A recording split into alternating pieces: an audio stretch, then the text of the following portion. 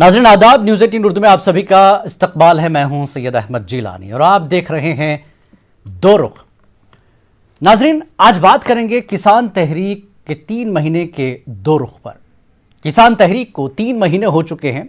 सरकार से कई दौर की बातचीत भी हुई है लेकिन नाकाम रही। सरकार झुकने को तैयार नहीं और किसान भी पीछे हटने को तैयार नहीं। किसान लीडर सरकार को तवज्जो दिलाने के लिए तहरीक तेज करने की हिकमत अमली बना रहे हैं। किसान लीडर राकेश टिकैत कहते हैं कि लड़ाई फसल की कीमतों की है। जब तक किसान को अपनी फसल की सही कीमत नहीं मिलती, लड़ाई जारी रहेगी। मंडी में किसानों को उसकी फसल की सरकारी तय कीमत तक पता नहीं होती है। मंडी में खरीदार किसान से कम कीमत पर फसल खरीदते हैं। एमएसपी पर कानून तय नहीं किया जाता, तब तक किसान दिल्ली नहीं जाएगा। ये लड़ाई कितनी लंबी चलेगी, किसान लीडर भी नहीं बता पा रहे हैं और सरकार किसानों से बात करने के लिए अपने दरवाजे कब खोलेगी, इसका भी इंतजार हो रहा है। आखिर किसानों के मसाइल का हल कब और कैसे होगा, इस पूरे मामले पर बात करने और अपना अपना रुख रखने के लिए दो खास मेहमान हमारे साथ जुड़ेंगे, जिसमें आलोक वर्मा जो कि किसान लीडर हैं और अशोक सिन्हा जो कि तर्जुमान है बीजेपी के, अपना अपना रुख रखेंगे। तो आइए, दोनों लीडर हमारे साथ जुड़ चुके हैं। आलोक वर्मा जी और अशोक सिन्हा जी, आप दोनों का खैर मकदम है, स्वागत है। सर, सरकार किसानों से बातचीत क्यों नहीं कर रही है, क्यों नहीं बुलाया जा रहा है किसान लीडरों को? सिन्हा जी।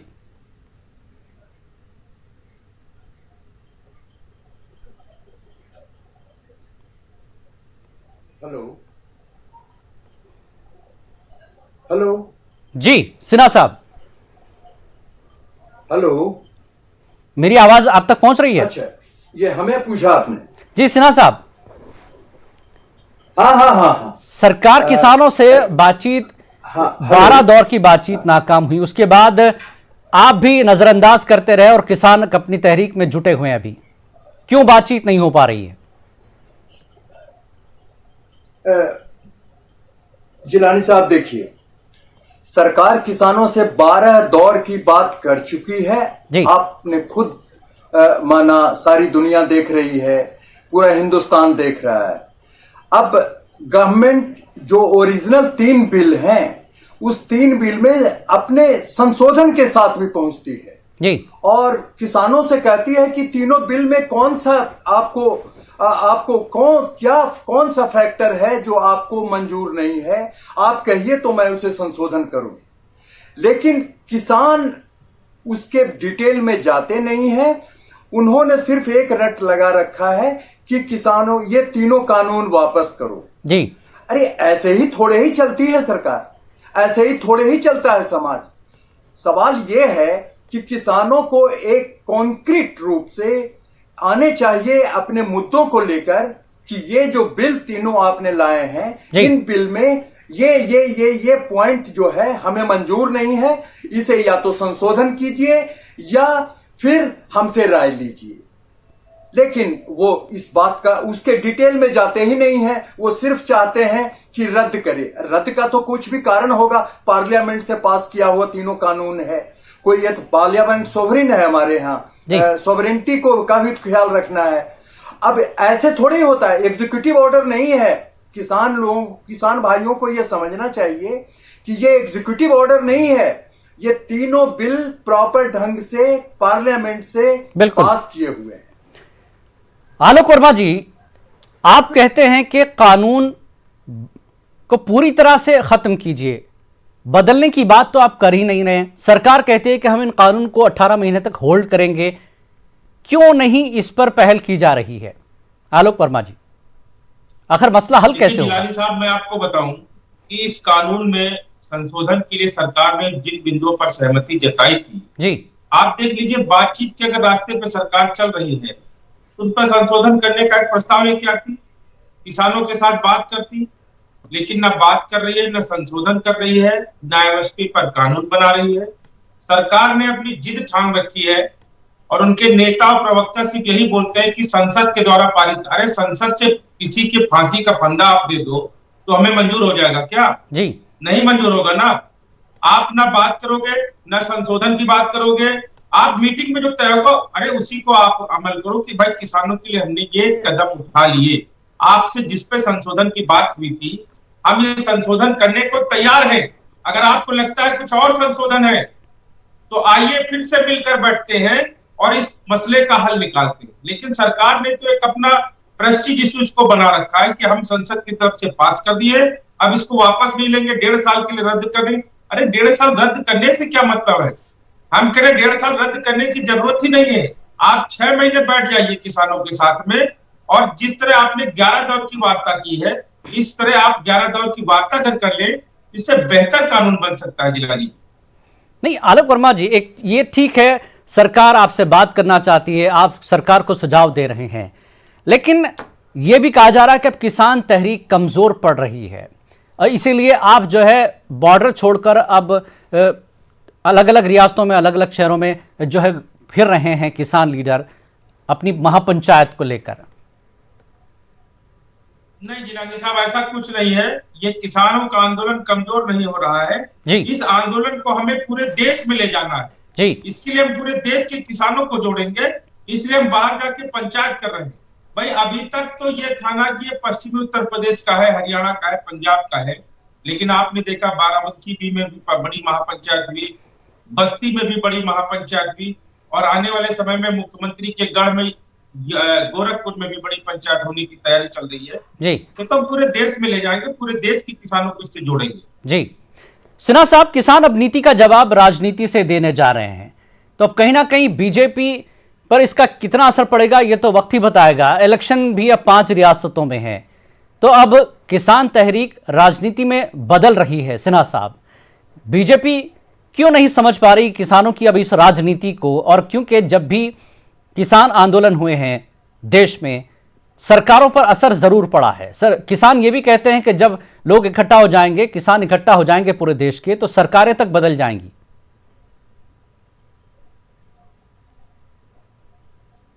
हम भी तो वही कह रहे हैं जिलानी साहब, जी। हम भी तो यही कह रहे हैं, बार बार कह रहे हैं। 3 महीने से हम बार बार किसानों को आरजू मिन्नत कर रहे हैं और ये बता रहे हैं कि आप एक सेक्टेरियन एटीट्यूड मत रखिए।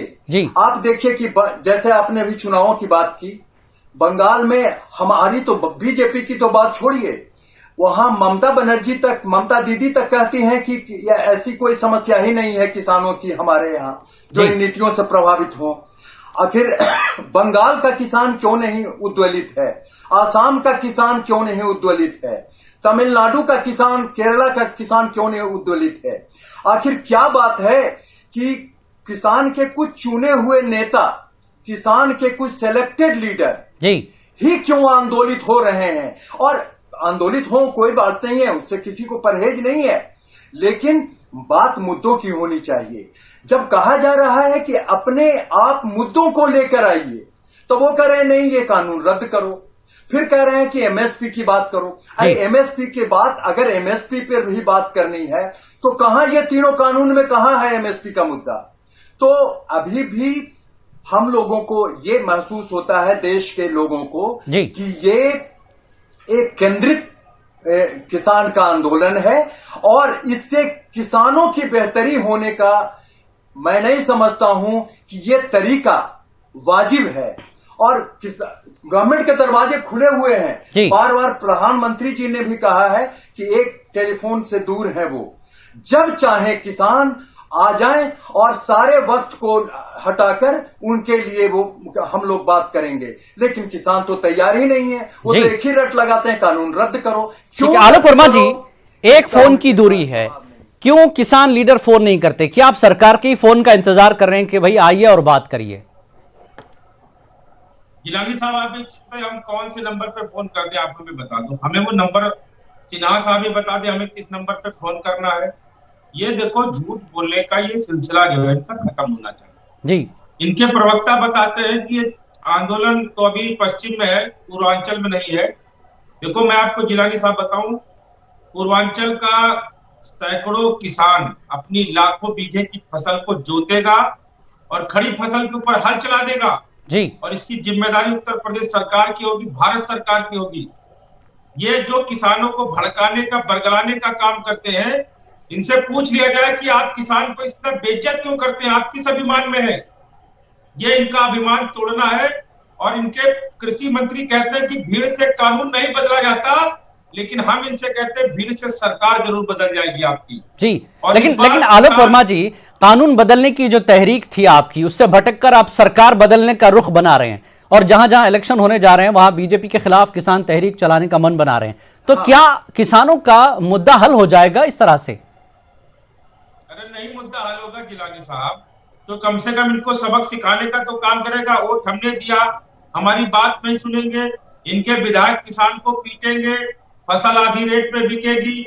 2015 में बासमती का रेट 46 रुपए कुंटल था और आज हो गया 24 रुपए कुंटल। फिर ये कहेंगे कि आपकी किसान की आय को दोगुनी करेंगे, तो करे दोगुनी, हम भी इनको दोगुनी करने में लगे हैं। हम भी इनको जवाब रैली में देंगे। हम पंचायत करेंगे, बंगाल में भी जाएंगे, असम में भी जाएंगे, पांडिचेरी में भी जाएंगे, केरला में भी जाएंगे, सब जगह जहां जहां इनका चुनाव वहां हम जाएंगे और इनकी मटिया को गर्म करने का काम करेंगे। ये करे, हम भी बताएंगे कि ये काले कानून लेके आए, किसानों के लिए क्या इसमें दिक्कत है। और ये जो अज्ञानता वाली बात कर रहे हैं कि किसान आए और हमें बताए कि इस कानून में काला क्या है या इस कानून में क्या कमियां हैं, तो भाई साहब कम से कम आप इतने बड़े चैनल पर हैं और इतनी बड़ी जिम्मेदारी से आप बहुत विद्वान प्रवक्ता हैं, कम से कम आप तो ऐसी बातें ना करें। अगर सरकार संशोधन का तो तैयार हुई तो किन कारणों पे तैयार? अरे हमने कमी बताई तभी तो तैयार हुई। नहीं आपके पास कोई पहले से डेटा था क्या कि हमने बना दिया उसके बाद इस पे संशोधन कर देंगे? कानून जब सरकार ने, जिलानी साहब, कानून कृषि विभाग से नहीं बना है, इनके दो बड़े प्लेयर्स हैं, इन्होंने कानून को बनाया है। ये समझ नहीं पाते, जब भी बैठक में जाते हैं किसान और किसी मुद्दे को उठाते हैं तो कृषि मंत्री के द्वारा ये कहा जाता है कि हम इसको अगली बैठक में बात कर लेंगे।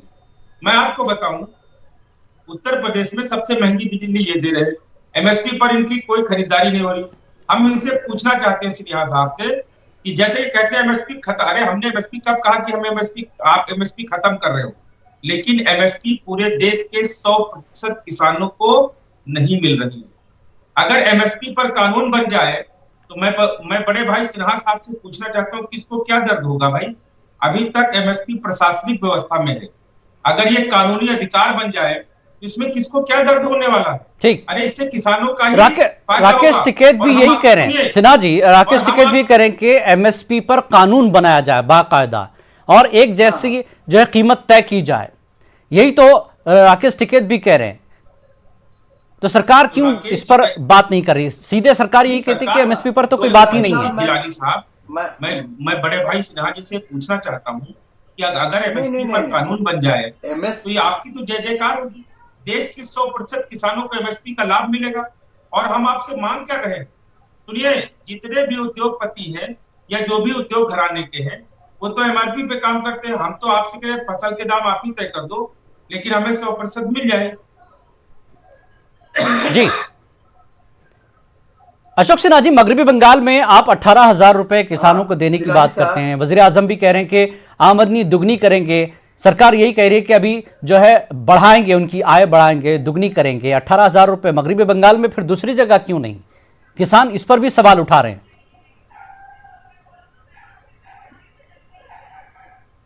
नहीं, ये तो अभी तो मुद्दे ही दूसरी हैं।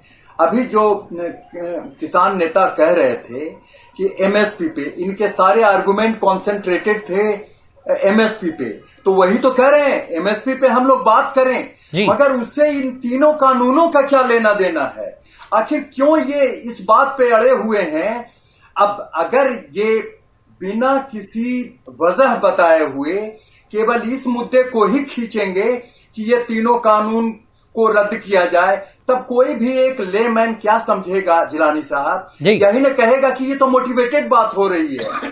ठीक है, एमएसपी का मुद्दा, पूरे बिहार में, यूपी में या सारे जगह किसानों की आबादी बहुत है, किसान बहुत ज्यादा संख्या में है। लेकिन आपको एक चीज बताते हैं, एमएसपी के मुद्दों पे बात हो, मगर उसका एमएसपी से तीन बिल का क्या लेना देना, यही तो पता नहीं चल रहा है। और अगर एमएसपी ही की बात करनी है तो ये तीन बिल को इससे अलग तो रखिए। मैं बताऊं आलोक वर्मा जी, मुद्दा एमएसपी का है तो फिर तीनों कानून क्यों बदले जाएं? उस पर बातचीत हो सकती है। तीनों कानून क्यों बदले जाएं जबकि एमएसपी की चर्चा है ही नहीं उसमें। आलोक वर्मा जी, देखो जिलानी साहब, इसमें एमएसपी का इसलिए पेच फंसा हुआ है कि इन्होंने जो कानून का पहला लाया है कि विपणन एवं कृषि सुधार कानून जो लाएंगे, तो विपणन का मतलब क्या? उन्होंने कह दिया कि कोई भी पैन कार्ड धारक किसान की फसल को खरीद सकता है। आप ये बताइए, अगर मंडी में बिकेगा, किसान की फसल अगर मंडी में बिकेगी तो मंडी को एमएसपी पे खरीदने की जिम्मेदारी होती है, लेकिन अगर पैन कार्ड होल्डर खरीदेगा तो एमएसपी पे नहीं खरीदेगा। इसका सीधा उदाहरण मैं आपको देता हूं सिन्हा साहब, जिलानी जी, कि जो गन्ना चीनी मिल में जाता है वो एमएसपी पे खरीदा जाता है, लेकिन जो कोल्हू और क्रेशर में जाता है उस पर एमएसपी बाध्यकारी नहीं होती है। हम कह रहे हैं कि अगर आपने पैन कार्ड धारक को किसान की फसल खरीदने का अधिकार दे दिया तो आप बिल्कुल अच्छी बात है, ठीक है, आप ज्यादा बाजार उपलब्ध करा रहे हो, लेकिन उस बाजार में हमें 100% एमएसपी मिले, हम इसकी भी मांग कर रहे हैं। इसलिए पहला कानून में जो आपने पहला जो कानून है वो एमएसपी से जुड़ा हुआ है, इसीलिए एमएसपी को गारंटीड करने की मांग की जा रही है, कानूनी अधिकार बनाने की मांग की जा रही है, क्योंकि अगर पैन कार्ड होल्डर खरीदेगा तो एमएसपी पर नहीं खरीदेगा। जिलानी साहब, आप भी जानते हैं कि जो व्यापारी होता है, आड़ती होता है, वो एमएसपी पर नहीं खरीदता है जी। इसीलिए हमने इनसे कहा कि एमएसपी पे आप कानून बना दो, ताकि पूरे देश के किसानों को, चाहे वो मंडी में बेचे, चाहे पैन कार्ड होल्डर ले जाए, चाहे जो भी ले जाए व्यापारी फसल, हम एमएसपी से नीचे हमें पैसा ना मिले। ठीक। दूसरी बात, इन्होंने जो आवश्यक वस्तु भंडारण अधिनियम में इन्होंने संशोधन कर दिया, आप बताइए उससे क्या दिक्कत? उससे पूरे देश को दिक्कत होगी, खाने पीने की चीजों पे उछाल आएगा। आप देख लीजिए, इसका सीधा तरीका आप देखिए, हर चीज में दाम बढ़ रहे हैं। और तीसरा, इन्होंने जो कॉन्ट्रैक्ट फार्मिंग की बात की है, कॉन्ट्रैक्ट फार्मिंग में देश संविधान से अगर चलता है तो हमें न्यायालय जाने का अधिकार ही नहीं दिया गया। वो तो संशोधन की जब बात हुई तब सरकार ने कहा कि ठीक है, आप न्यायालय जा सकते हो, लेकिन संशोधन से पहले इनके कानून में किसी भी किसान को न्यायालय जाने का अधिकार ही नहीं था, उसको वंचित कर दिया गया। और मैं आपको बताऊं, इस कॉन्ट्रैक्ट फार्मिंग में बड़ी बड़ी कंपनियां छोटे छोटे, चूंकि अपने यहाँ छोटे किसान बहुत ज्यादा हैं जी, छोटे छोटे किसानों की जमीनों को एक अपना फार्म हाउस बनाएंगे, उस पर खेती करेंगे और उसके बाद जब वो छोड़ के चली जाएंगी तो किसान अपना ये सारी बातें आप लोगों ने सरकार के सामने भी रखी है। ठीक है, सरकार ऐसा कुछ नहीं होने देगी, सरकार ये भी कह रही है। एक सवाल अशोक सिन्हा जी, किसानों की तहरीक एक तरफ तेज चल रही है, किसान महापंचायत कर रहे हैं, ठीक है, आप बीजेपी की तरफ से कहा जा रहा है कि हम किसानों के घर घर जाएंगे और किसानों के मसाइल पर बात करेंगे। क्या ये इलेक्शन का असर है? आप एक तरफ किसानों से बात नहीं करते लेकिन घर घर जाएंगे, किसानों की बात करेंगे। देखिए जिलानी साहब, नहीं, घर घर जाएंगे क्या, हम लोग तो हर घर में जा रहे हैं। और आप मान के चलिए, जैसे अब बिहार की बात ले लीजिए, बिहार में 2006 ही से ये सारी व्यवस्थाएं खत्म थी। कहां? और कॉन्ट्रैक्ट फार्मिंग की बात जो कर रहे हैं आप, कॉन्ट्रैक्ट फार्मिंग बहुत बड़े लेवल पे यहां चलता है। अब बताइए कि ये फार्मिंग का कॉन्ट्रैक्ट होता है, फार्म लैंड का कॉन्ट्रैक्ट नहीं होता है। ये फार्मिंग का मतलब थोड़े ही है कि लैंड कोई हड़प लेगा। दूसरा, अगर कोई खरीदता है, एक किसान से समझौता किया और उसकी फसल को नहीं उठाया, मैं आपको सारे कागज दिखा सकता हूं, मेरे पास है, उसमें आप क्या कर सकते हैं? कॉन्ट्रैक्ट फार्मिंग का यही असर होने वाला है पूरे देश में। भाई साहब, कॉन्ट्रैक्ट फार्मिंग फार्म का नहीं होता है, फार्मिंग का होता है कॉन्ट्रैक्ट। विदेशों में और फार्मिंग में अगर कोई जैसे फेल हो गई है, आप सुन लीजिए, आप ये बताओ, कॉन्ट्रैक्ट फार्मिंग करवाओगे तो छोटे किसानों का क्या होगा? वर्मा जी, देश में ऐसे भी किसान है जिनके पास जमीन नहीं है, वो बटाई लेके खेती करते हैं। आलोक वर्मा जी, किसानों के साथ क्या होगा आप बताओ? हाँ करते हैं। नहीं, एक चीज बताइए, अब जिलानी साहब यहाँ एंकर है न्यूज 18 उर्दू में जी। अब ये अगर 10 साल रह गए तो न्यूज 18 इनका नहीं हो जाएगा। ये एंकरिंग के लिए ही वहां पे हैं। ये इनका न्यूज 18 के ये मालिक नहीं होंगे। कानून को पूरा पढ़ लीजिए, यही मैं आपको अंतर समझा रहा हूँ, पढ़ लीजिएगा। ये पूरे कॉन्ट्रैक्ट नहीं, किसानों की तरफ से, अशोक सिन्हा जी, किसानों की तरफ से भी यही बात हो रही है कि किसान दो तरह के, एक वो किसान जिसका अपना खेत है, जो खुद अपने खेत पे खेती कर रहा है, एक वो किसान जो दूसरे के खेत पे खेती करता है, लीज लेता है या जो कुछ करता है। तो किसान की दो कैटेगरी हो गई है। सरकार इसके लिए किस तरह का कानून बना रही है? एक वो जो जिसका खेत है उसको लाभ मिलेगा, एक जो खेती कर रहा है, काम कर रहा है सिर्फ खेती का, उसके लिए कुछ नहीं है। ये भी एक सवाल उठ रहा है। घर जाओगे तो सेकंड लेवल पे लीज नहीं जाता है ना। अगर हमने किसी किसान, अगर हमारे पास लैंड है, हमने किसी को लीज पे दिया, तो ये होता है कि वो किसी को सब लीज नहीं कर सकता है जी। बस एक ही स्तर तक ये कॉन्ट्रैक्ट वैलिड होता है। इसलिए ये डरने की बात नहीं है। हाँ, अगर आप डराते हैं या किसी भी तरह से कानून में खामियों के लिए अगर बतलाते हैं तो एक अलग बात है। लेकिन कंपनी उपलब्ध कराएगी, लेकिन गुणवत्ता की पूरी जिम्मेदारी किसान को जिलानी साहब, ये भी लिखा उसमें, जिलानी साहब, जी आलोक वर्मा जी सुन लीजिए, सिन्हा साहब को सुन लीजिए। आलोक वर्मा आपने बहुत सी बातें रख ली, क्योंकि सिन्हा साहब बीजेपी की तरफ से हैं, सरकार का पक्ष रख रहे हैं, तो उनकी बात पूरी सुन लीजिए। जी सिन्हा साहब। जिलानी साहब, मैं आपके इतने बड़े चैनल के माध्यम से पूरे भारतवर्ष की जनता को, किसानों को यह आश्वस्त कर रहे हैं कि ये लोकोपयोगी सरकार है और किसी भी तरह का संदेह अगर मन में आता है तो वो भ्रम निकाल दीजिए। ये गवर्नमेंट जो है वो जनता के वेलफेयर के लिए है। आज तक 70 साल में कोई भी सरकार, कुछ एक टाइम था जब यूपीए में कम्युनिस्टों का भी बहुत था, कोई एमएसपी को खत्म नहीं कर पाया। चाहे दक्षिणपंथी सरकार हो, वामपंथी सरकार हो, मिडिल लेवल की सरकार हो, एमएसपी को कोई खत्म ही नहीं कर सकता है। ये उतना ही सत्य है। तो सिन्हा साहब, सरकार किसानों को पूरा भरोसा दिला रही है कि किसान को कोई नुकसान नहीं होगा, तो फिर किसान समझ क्यों नहीं पा रहे हैं? किसानों की तरफ से इतनी बातें आ रही हैं, इतने इल्जामात सरकार पर लग रहे हैं, तो किसान समझ क्यों नहीं पा रहे और किसान की बात सरकार तक पहुंच क्यों नहीं पा रही है? आप तो कह रहे हैं कि कुछ नहीं होगा किसान को। नहीं, कि धीरे धीरे किसान समझ रहे हैं। नहीं, जिलानी साहब, धीरे धीरे समझ रहे हैं किसान। यही कारण है कि टिकारी बॉर्डर से लेके सिंघू बॉर्डर सारे खाली होते जा रहे हैं, क्योंकि किसान अब वहां पे प्रोफेशनल तो वो स्ट्राइक करता नहीं है। वहां अगर हट रहे हैं तो फिर अलग अलग स्टेट में किसानों की महापंचायतें चल रही हैं।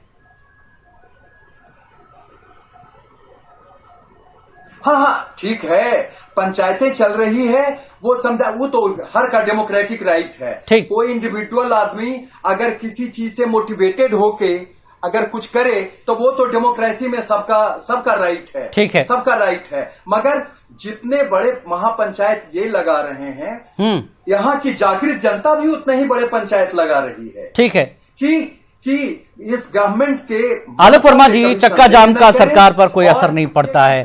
ठीक है, बॉर्डर पर आप लगे रहे इतने दिन, 3 महीने हो चुके हैं, कोई असर सरकार पर तो नहीं हो रहा है। अब आगे क्या करना चाहती है किसान तहरीक का? क्या होगा बात, मसला कैसे हल होगा?